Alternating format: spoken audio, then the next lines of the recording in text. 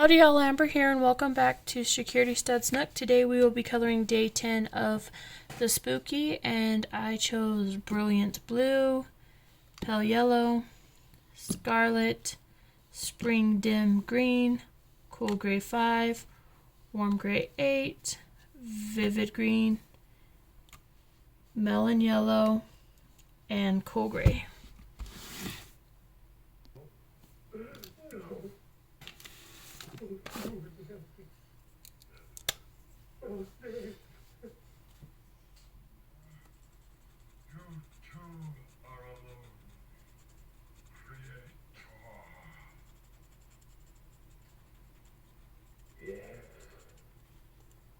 Both of them were dead. All my dear ones gone from me now.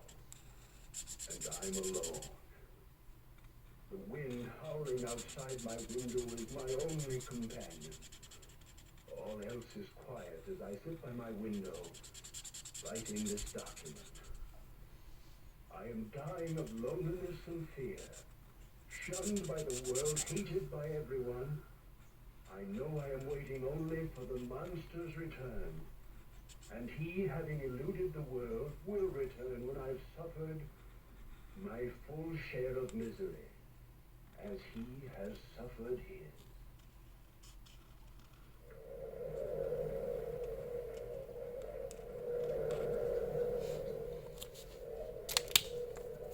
From the time-worn pages of the past, we have brought you the story Frankenstein. Bellkeeper, hold the bell.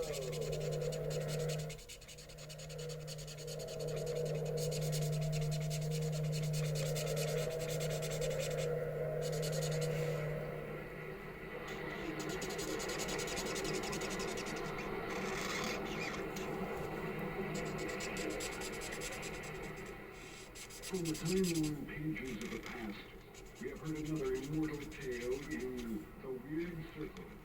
Bellkeeper, toll the bell.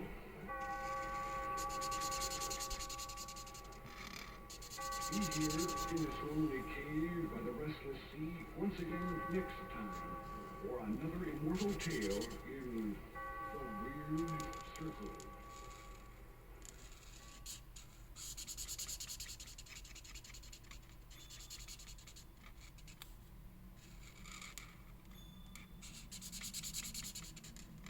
Oh, whistle, and I'll come to you, my lad.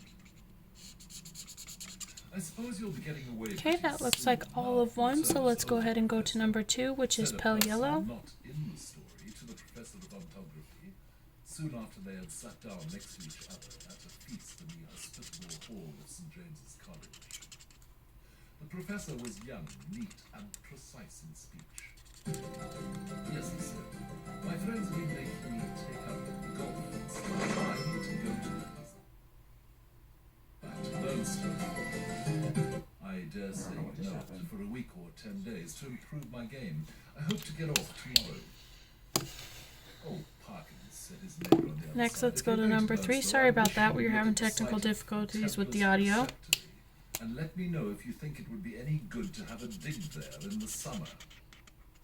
It was, as you might suppose, a person of antiquarian pursuits who said this, but since he merely appears in this prologue, there is no need to give him his entitlements. Certainly, said Parkins, the professor. If you will describe to me the whereabouts the site is, I will do my best to give you an idea of the lie of the land when I get back, or I could write to you about it, if you would tell me where you are likely to be. Don't trouble to do that, thanks. It's only that I'm thinking of taking my family in that direction in the long, and it occurred to me that as very few of the English preceptories have ever been properly planned, I might have an opportunity of doing something useful on off days. The professor rather sniffed at the idea that planning out a preceptory could be described as useful. His neighbor continued. Okay, that looks like all of Besides, yellow, I so doubt let's if there's move anything to shown above ground. number Must be 4, down which quite close to the is beach now. Spring The Dim sea Green. has encroached tremendously, as you know, all along that bit of coast, I should think, from the map. that it must be about 3/4 of a mile from the Globe Inn at the north end of the town. Where are you going to stay? Well, at the Globe Inn, as a matter of fact, said Parkins. I've engaged a room there. I couldn't get in anywhere else. Most of the lodging houses are shut up in winter, it seems. And as it is, they tell me that the only room of any size I can really have is a double-bedded one, and that they haven't a corner in which to store the other bed, and so on. But I must have a fairly large... Okay, that looks like all of number 4, so let's go ahead and go to number 5, which is Cool Gray 5. Having an empty bed, not to speak of 2, in what I may call for the time being my study, I suppose I can manage to rough it for the short time I shall be there. Do you call having an extra bed in your room roughing it, Parkins? Said a bluff person opposite. Look here, I shall come down and occupy it for a bit. It'll be company for you. The professor quivered, but managed to laugh in a courteous manner. By all means, Rogers. There's nothing I should like better. But I'm afraid you would find it rather dull. You don't play golf, do you? No, thank heaven, said rude Mr. Rogers. Well, you see, when I'm not writing, I shall most likely be out on the links. And that, as I say, would be rather dull for you, I'm afraid. Oh, I don't know. There'll certainly be somebody I know in the place, but of course, if you don't want me, speak the word, Parkins. I shan't be offended. Truth, as you always tell, is never offensive. Parkins was indeed scrupulously polite and strictly truthful. It is to be feared that Mr. Rogers sometimes practiced upon his knowledge of those characteristics. In Parkins' breast there was a conflict now raging, which for a moment or two did not allow him to answer.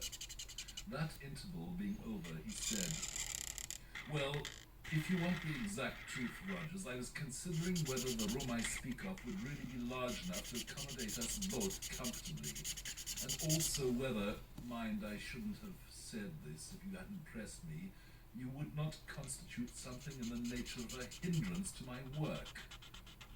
Rogers laughed loudly. Well done, Parkins, he said. It's all right. I promise not to interrupt your work. Don't you disturb yourself about that. No, I won't come if you don't want me to, but I thought I should do so nicely to keep the ghosts off. Here he might have been seen to wink and nudge to his next neighbour. Parkins might also have been seen to become pink. I beg pardon, Parkins, Roger continued. I oughtn't to have said that. I forgot you didn't like levity on these topics. Well, Parkins said, as you've mentioned the matter, I freely own that I do not like careless talk about what you call ghosts. A man in my position... Okay, that looks like all of number 5. I did find a number 2 that I missed, so I'm going to go ahead and get that. Now I'm going to get my number 6 color, which is warm gray. 8. No, you certainly have not, old man, put in Rogers sotto voce. I hold that any semblance, any appearance of concession to the view that such things might exist, is equivalent to a renunciation of all that I hold most sacred. But I'm afraid I have not succeeded in securing your attention. Your undivided attention was what Dr. Blimber actually said. Rogers interrupted with every appearance of an earnest desire for accuracy. But I beg your pardon, Parkins, I'm stopping you. Mr. Rogers was wrong. Vide Dombey and Sons, chapter 12. No, not at all, said Parkins. I don't remember Blimber. Perhaps he was before my time. But I needn't go on. I'm sure you know what I mean. Yes, said Rogers rather hastily. Just so. We'll go into it fully at Burnstow or somewhere. In repeating the above dialogue, I have tried to give the impression which it made on me that Parkins was something of an old woman, rather hen-like, perhaps in his little ways, totally destitute, alas, of a sense of humour, but at the same time dauntless and sincere in his convictions, and a man deserving of the greater respect. Whether or not the reader has gathered as much, that was the character which Parkins had. On the following day, Parkins Okay, that looks like all of 6, so let's go ahead and go into 7, which is Vivid Green. He was made welcome at the Globe Inn, was safely installed in the large double-bedded room of which we have heard, and was able, before retiring, to rest to arrange his materials for work in apple pie order upon a commodious table which occupied the outer end of the room, and was surrounded on 3 sides by windows looking out seaward. That is to say, the central window looked straight out to sea, and those on the left and right commanded prospects along the shore to the north and south, respectively. On the south you saw the village of Burnstow.